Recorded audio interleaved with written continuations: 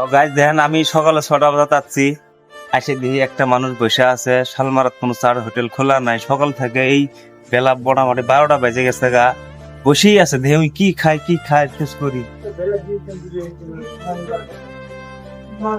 ক্ষমতা বই আছা কি খাইছা রাতে বলবরা? রাতি সাদা খাই আছা, আর কিছু খাও নাই? কি খাইছা? চা দিছিল না? আর এখন কিছু খাওয়া নাই, এখন ভাত তো খাবি? ভাত নাই খাই থাকবো ভাবি। এইটা ল, পানি বোতল পেল ল, আর ওই স্যালাইসটা ল, হাতে ল, ধর বলতে হাতাটা খাবি, কিছু খাবি দে, ল ল ল ধর এটা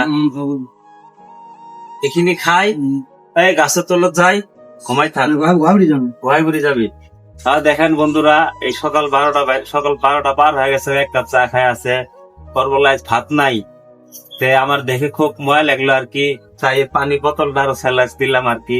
তো বন্ধুরা, এরকম মানুষ দেখলে আপনারা কাছে যাবেন, কি খাইছে কি না খাইছে অলপ চাইতে নিবেন, হইতে অলপ কিবা কিনে দিবেন, যেন নিজে খায়া হইতে পাইতে খায় আর কি।